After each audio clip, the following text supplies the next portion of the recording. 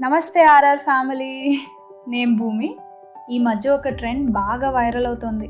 Bank option properties half రేట్కి దొరుకుతాయి. అందరూ ఒకే క్వశ్చన్ అడుగుతున్నారు, ఇంత తక్కువకి వస్తే డైరెక్ట్గా కొనేయచ్చా? నిజమే, bank option properties market price కంటే 30% నుంచి 50% వరకు చీప్గా కనిపిస్తాయి. ఎందుకంటే ఓనర్ లోన్ రీపే చేయలేకపోతే బ్యాంక్ వాళ్ళు ఆ ప్రాపర్టీని ఆప్షన్కి పెడతారు.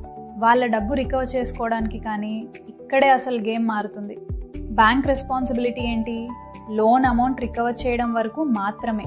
ప్రాపర్టీ క్లీన్ ఉందా, లీగల్ ఇష్యూస్ ఉన్నాయా, ఫిజికల్ పొజిషన్ ఎవరి దగ్గర ఉంది, ఇవి అన్నీ చెక్ చేయడం పూర్తిగా మీ బాధ్యత.